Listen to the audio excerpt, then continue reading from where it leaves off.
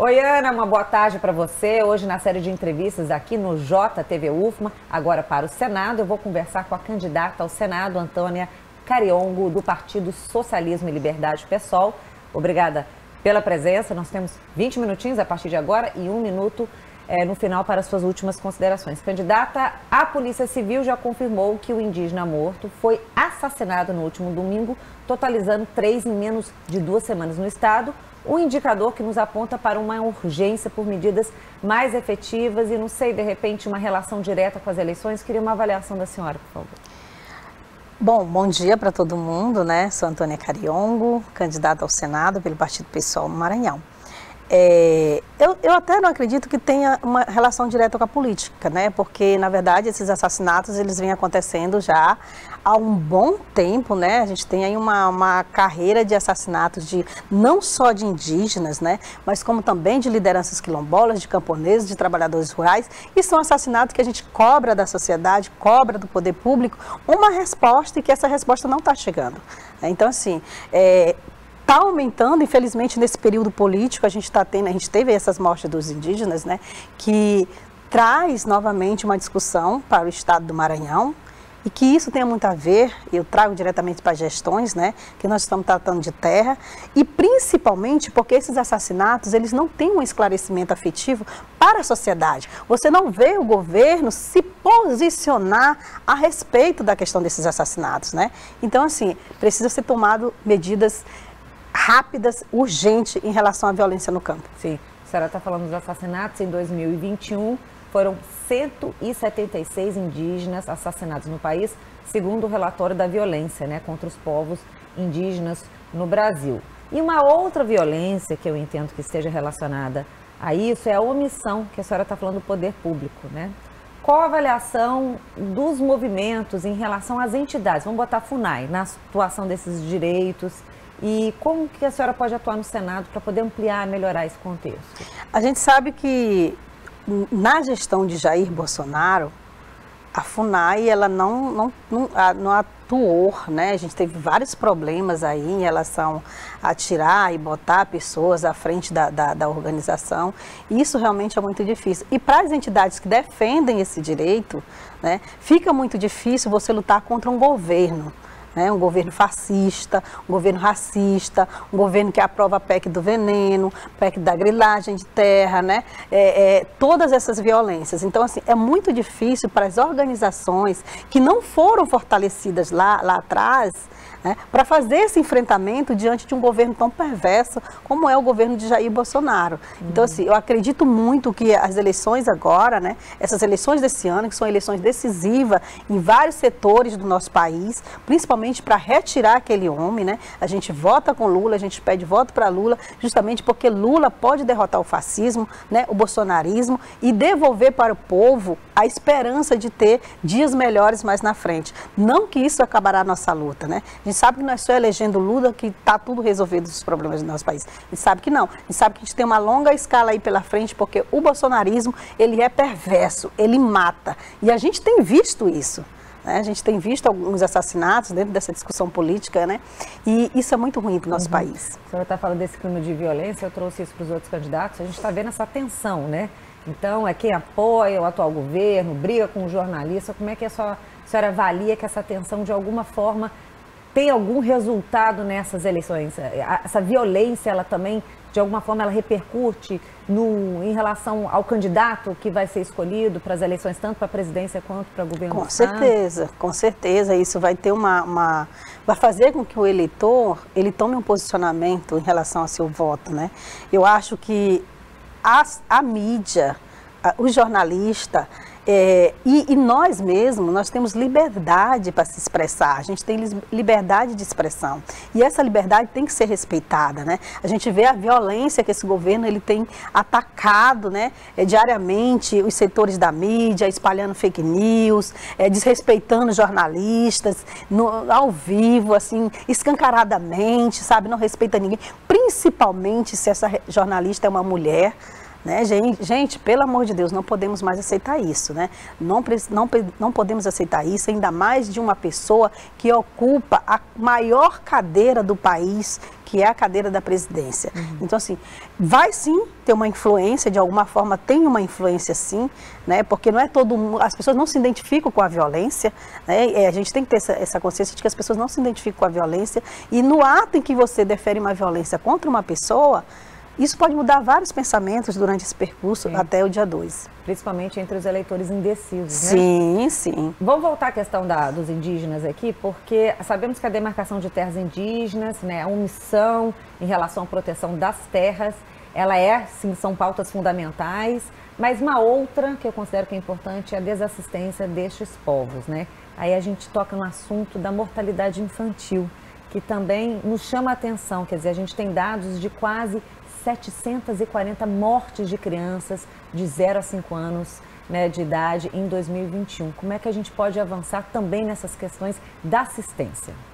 Assistência principalmente da ciência, né? Eu sou muito defensora da ciência, a ciência precisa de investimento, né? Muitos desses casos estão ligados à questão de vacina, as vacinas que não chegam para essas crianças, quando chega atrasada, né? Então, assim, investir na saúde, investir na ciência, investir na produção de vacinas e termos pessoas competentes dos setores da saúde que possam ir até aqueles povos. E aí, gente, eu sempre chamo a atenção assim, vamos respeitar a cultura, cada cultura, né? Vamos ter esse respeito de chegar, não impor nada dentro de comunidades tradicionais, porque as pessoas têm seu modo de vida e elas gostam de ter esse modo de vida respeitado. Temos que fazer esse trabalho de conscientização das pessoas de como que se trabalhar esses setores, né? Muitas das vezes não é que a pessoa rejeita uma vacina, você tem que saber como chegar num setor para, né, oferecer aquilo que você tem de bom para aquele setor.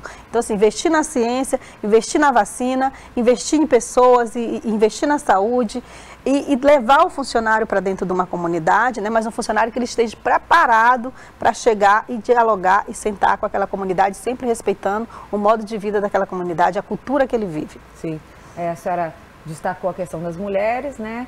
A senhora tem a responsabilidade de representar a maioria do eleitorado do Brasil aqui no estado também, né? Para essas diferentes eleitoras, quais serão suas principais agendas no Senado? A senhora falou na Rádio Universidade sobre a questão da descriminalização do aborto, ou seja, esse ato relacionado a uma prática ilegal. Eu queria que a senhora explorasse isso aqui.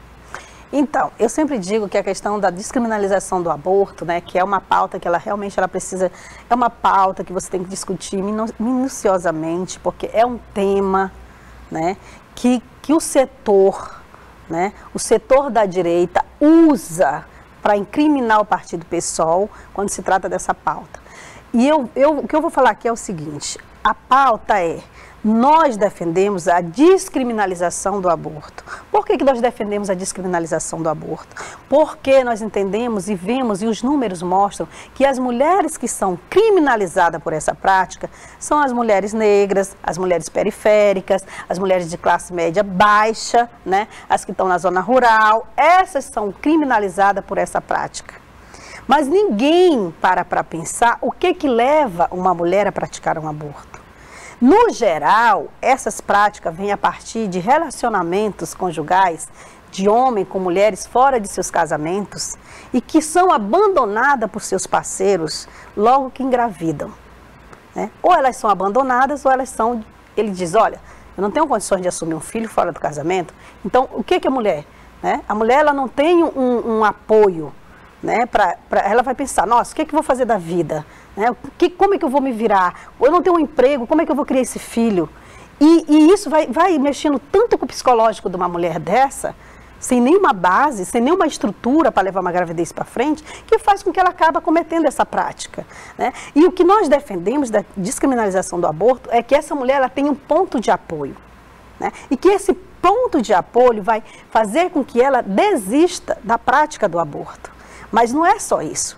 Ela tem que ter um apoio financeiro, até que quanto tempo é possível, tem um mercado de trabalho para aceitar essa mulher depois. Então, assim, é uma série de itens que tem dentro dessa pauta, que trata da descriminalização do aborto, e que não é isso que a direita vende para detonar nós mulheres. E também gostaria de deixar bem claro para os homens, né, principalmente esses políticos de direita, bolsonaristas que tem aí, que eles não estão autorizados a discutir pauta das mulheres. Quem tem que discutir pauta sobre política pública de mulher é mulher. E é por isso que precisamos eleger mulheres para as câmaras federais, para as assembleias legislativas, para as câmaras de municípios de vereadores e também para o Senado e até mesmo para a presidência da República. Sim, a senhora tocou num ponto importante, né? Certamente a subrepresentação das mulheres na política não é apenas injusta, né? Mas ela também é prejudicial, a senhora colocou aqui.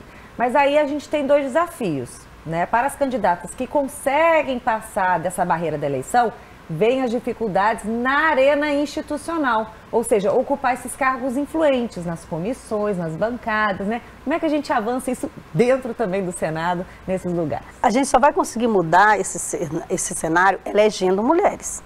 Enquanto a gente não eleger essas mulheres, não convencer elas de que elas também podem estar sentadas lá nessas cadeiras de tomada de decisões, nessas cadeiras que criam as comissões, nessas cadeiras que destinam verbas para as políticas públicas, não tem como mudar esse cenário. Então, o primeiro passo é nós, mulheres, estar bem aqui onde a Antônia Cariongo está hoje, no meio da política, ocupando esse espaço que é direito nosso também.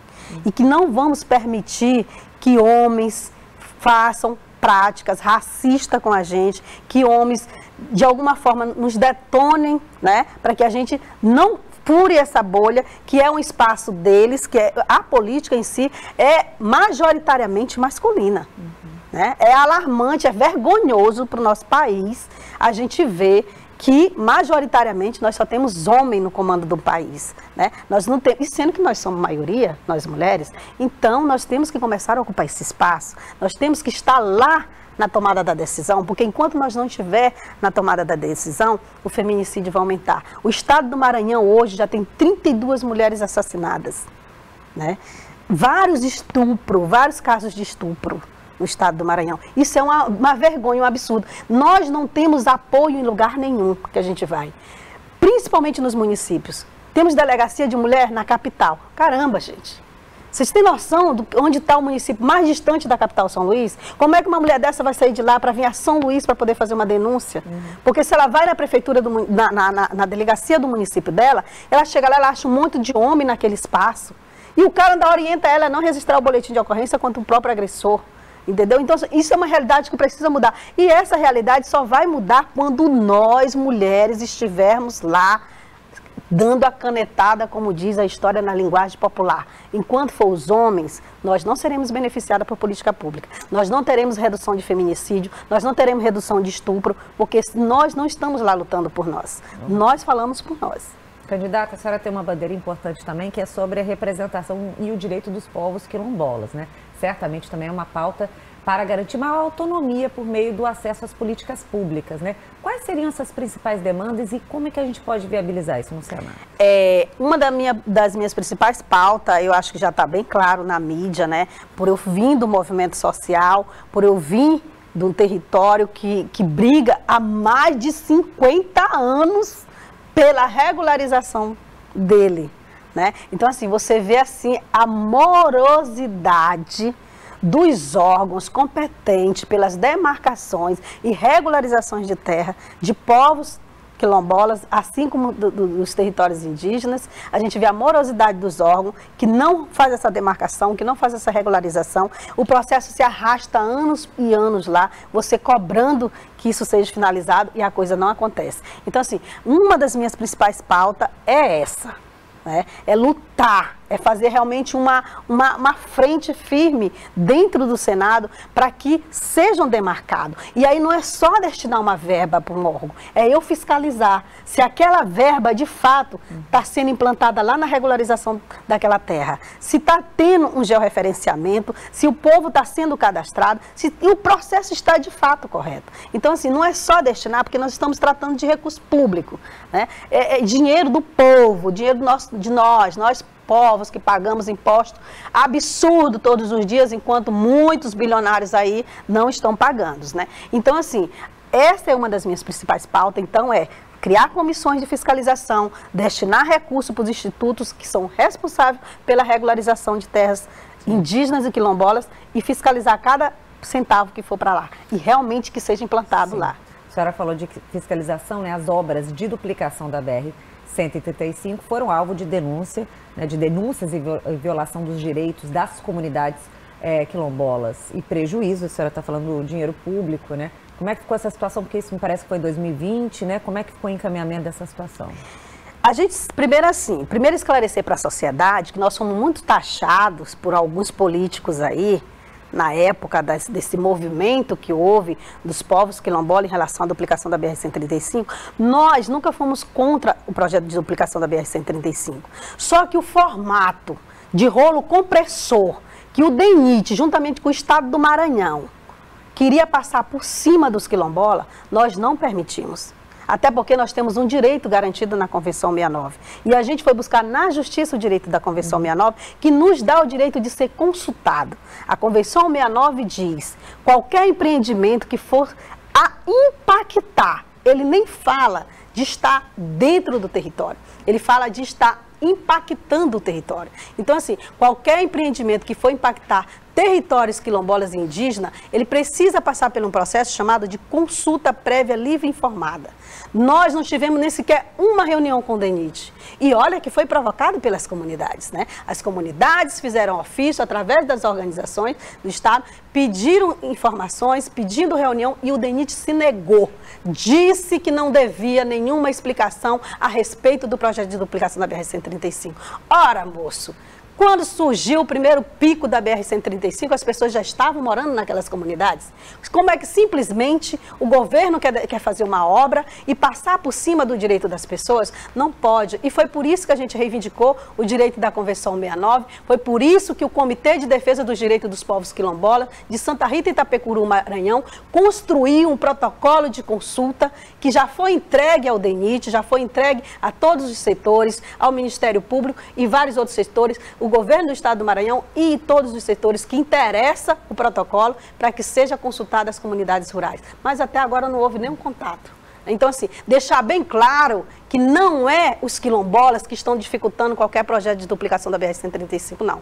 A dificuldade está no empreendedor do projeto, que é o DENIT, que se recusa a dialogar. Então, enquanto não tivermos diálogo, infelizmente não terá obra. Sim. O nosso compromisso, o compromisso dos quilombolas, o compromisso do movimento social já foi feito. Nós nos comprometemos diante da Justiça de construir um protocolo de consulta. Construímos um protocolo de consulta, um documento lindo, um documento maravilhoso, com participação de muita gente, de vários estudantes que a gente teve, até pessoas daqui da UF, estudantes da UF, assim como da UEMA também, e várias organizações que nos ajudaram na construção desse documento, um documento lindo, um documento maravilhoso, que está entregue para que seja feita a consulta. Sim. E nós estaremos lá resistindo pelo nosso direito. Perfeito.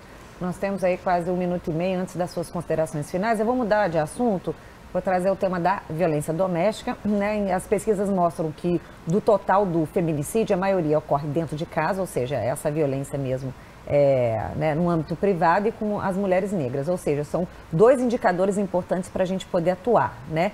Como é que a senhora quer ampliar essa pauta no Senado, mas considerando também essas questões de raça, condições socioeconômicas, quais serão as frentes aí que a senhora vai Primeiro, a gente precisa que as políticas públicas sejam implantadas, né? E eu acho que um dos principais pontos que pode vir ajudar na redução desses feminicídios é a questão da orientação.